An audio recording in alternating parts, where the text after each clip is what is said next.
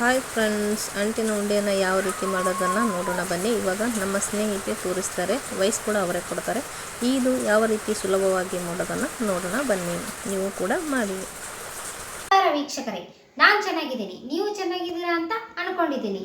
ಇವತ್ತಿನ ರೆಸಿಪಿ ಏನು ಅಂತಂದರೆ, ಅಂಟಿನ ಉಂಡೆ ಮಾಡೋದನ್ನು ಹೇಗೆ ಮಾಡಬೇಕು ಅನ್ನೋದನ್ನು ನಿಮಗೆ ಸುಲಭವಾಗಿ ಹಾಗೂ ಸರಳವಾಗಿ ಮಾಡುವ ವಿಧಾನವನ್ನು ನಾನು ತಿಳಿಸ್ತಾ ಇದ್ದೀನಿ.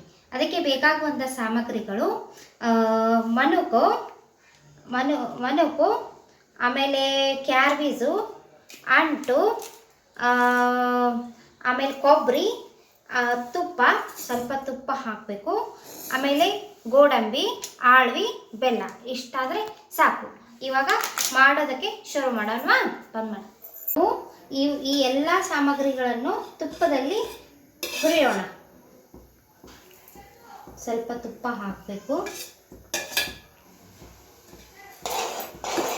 ತುಪ್ಪ ಕರಗುವವರೆಗೂ ಇದನ್ನು ಸ್ವಲ್ಪ ತಿರುಗಾಡ್ರಿ.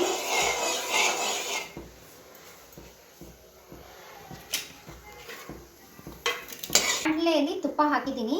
ಇದಕ್ಕೆ ಗೋಡಂಬಿಯನ್ನು ಹಾಕಿ ಕರ್ಕೋಬೇಕು.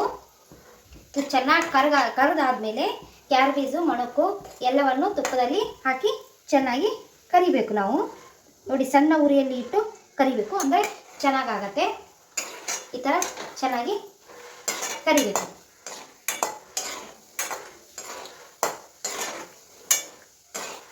ಬಂದ್ ಮಾಡತ್ತಿ. ಈಗ ಅಂಟನ್ನು ಕರಿಯೋಣ. ಚೆನ್ನಾಗಿ ನೋಡಿ, ಈ ಥರ ಹೂ ಥರ ಅರಳಬೇಕು, ಅಂದರೆ ಚೆನ್ನಾಗಿ ಅಂಟು ಕರೆದಿದೆ ಅಂತ ಅರ್ಥ. ನೋಡಿ, ಈ ಥರ ಹೂ ಆದಂಗೆ ಆಗಬೇಕು. ಚೆನ್ನಾಗಿ ಕರಿಬೇಕಿದು ಅಂಟು. ಈ ಥರ ಚೆನ್ನಾಗಿ ಕರಿಬೇಕು. ನೋಡಿ, ಈ ಥರ ಆದಮೇಲೆ ತೆಗಿಬೇಕು. ಈ ಥರ ಬೆಳ್ಳಗೆ ಹೂ ಅರಳ್ದಂಗೆ ಅರಳಬೇಕು, ಅಂದರೆ ಉಂಡೆ ಚೆನ್ನಾಗಾಗತ್ತೆ. ಇದೊಂದು ಸ್ವಲ್ಪ ಹಾಕೋಣ. ಇಷ್ಟು ಚೆನ್ನಾಗಿ ಕರಿಬೇಕು. ಬಾದ್ ಮಾಡಪ್ಪ. ಇವಾಗ ಆಮೇಲೆ ಕ್ಯಾರ್ಬೀಜನ್ನು ಕರಿಯೋಣ. ಚೆನ್ನಾಗಿ ಕೆಂಪಗೆ ಆಗೋ ಥರ ಹುರಿದು ಕರಿಬೇಕು, ಅಂದರೆ ಚೆನ್ನಾಗಾಗತ್ತೆ. ನೋಡಿ, ಇಷ್ಟಾದರೆ ಸಾಕು. ನೋಡಿ, ಎಷ್ಟು ಚೆನ್ನಾಗಾಗಿದೆ. ಈ ಥರ ಚೆನ್ನಾಗಿ ಕರಿಬೇಕು. ಇದಾದಮೇಲೆ ಇನ್ನೊಂದು ಸ್ವಲ್ಪ ಕ್ಯಾರ್ಬೀಜನ್ನು ಹಾಕೋಣ. ಹಾಕಿ ಕರಿಯೋಣ ಚೆನ್ನಾಗಿ. ಬಂದ್ ಮಾಡೋಣ. ಮನುಕನ್ನು ಸಹಿತ ಚೆನ್ನಾಗಿ ಕರಿಯೋಣ. ನೋಡಿ, ಈ ಥರ ಚೆನ್ನಾಗಿ ಉಬ್ಬಬೇಕಿದು, ಅಂದರೆ ಚೆನ್ನಾಗಿ ಕರೆದಿದೆ ಅಂತ ಅರ್ಥ. ನೋಡಿ, ಈ ಥರ ಆಗಬೇಕು ಮನುಕು. ಇದು ಸ್ವಲ್ಪ ಕರಿಯೋದ್ರಲ್ಲೇ ತೆಗಿಬೇಕು, ಇಲ್ಲಾಂದರೆ ಒತ್ಬಿಡುತ್ತೆ. ಒತ್ತಿದರೆ ಚೆನ್ನಾಗಿ ಆಗಲ್ಲ.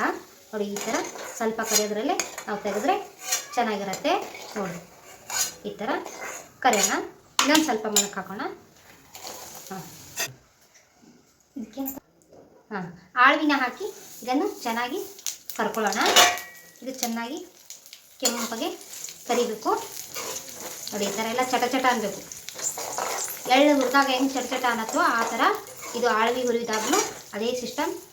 ಚಟ ಅಂದರೆ ಆಳ್ವಿ ಚೆನ್ನಾಗಿ ಕರೆದಿದೆ ಅಂತ ಅರ್ಥ. ನೋಡಿ, ಈ ಥರ ಆಳ್ವಿನ ಚೆನ್ನಾಗಿ ಸ್ವಲ್ಪ ಕಂದು ಬಣ್ಣ ಬರೋವರೆಗೂ ಕರಿಬೇಕು.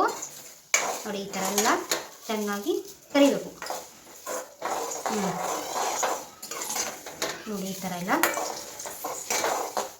ಕಂದು ಬಣ್ಣ ಬರಬೇಕು. ಸ್ವಲ್ಪ ಬರೋವರೆಗೂ ಕರೆದ್ರೆ ಆಳ್ವಿ ಚೆನ್ನಾಗಿ ಕರೆದಿದೆ ಅಂತ ಅರ್ಥ. ಬಂದ್ ಮಾಡಪ್ಪ. ನೋಡಿ, ಇದು ತುಂಬ ಚೆನ್ನಾಗಿ ಕರೆದಿದೆ. ಇದನ್ನು ತೆಗಿಬೇಕು. ಈ ಥರ ತೆಗೆದು ಹಾಕೋಣ.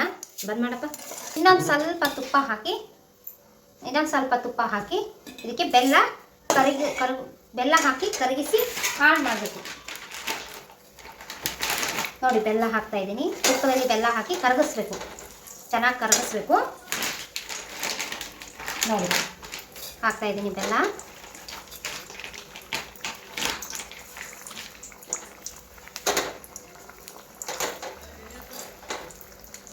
ಉರಿಯನ್ನು ಸಣ್ಣ ಉರಿಯಲ್ಲಿ ಇಟ್ಟು ಬೆಲ್ಲವನ್ನು ಕರಗಿಸ್ಬೇಕು, ಅಂದರೆ ಚೆನ್ನಾಗಾಗುತ್ತೆ. ನೋಡಿ ಇದು ಬೆಲ್ಲ ತುಂಬ ಗಟ್ಟಿಯಾಗಿದೆ. ಇದೊಂದು ಸ್ವಲ್ಪ ಚೆನ್ನಾಗಿ ಕರಗಬೇಕು. ಕರಗಿಸಿ ಆನ್ ಮಾಡಿದಾಗ ಉಂಡೆ ಕಟ್ಟೋದಕ್ಕೆ ನಮಗೆ ಸುಲಭ ಆಗ್ತದೆ. ಇದು ಮಾಡಪ್ಪ. ನೋಡಿ ಇವಾಗ ಬೆಲ್ಲ ಕರಗಿದೆ. ಈ ಥರ ಅಳ್ಳಕ್ಕೆ ಆಗಬೇಕು, ಅಂದರೆ ಉಂಡೆ ಕಟ್ಟೋದಕ್ಕೆ ಸುಲಭ ಆಗುತ್ತೆ. ನೋಡಿ ಇದೆಲ್ಲ ಬೆಲ್ಲ ಕರಗಿ ತುಂಬ ಚೆನ್ನಾಗಾಗಿದೆ. ನೋಡಿ ಇದೆಲ್ಲ ಚೆನ್ನಾಗಾಗಿದೆ. ಇದನ್ನು ಇಳಿಸ್ಬಿಡೋಣ. ಗ್ಯಾಸ್ ಬಂದ್ ಮಾಡಿ ಕೆಳಗಡೆ ಇಳಿಸೋಣ.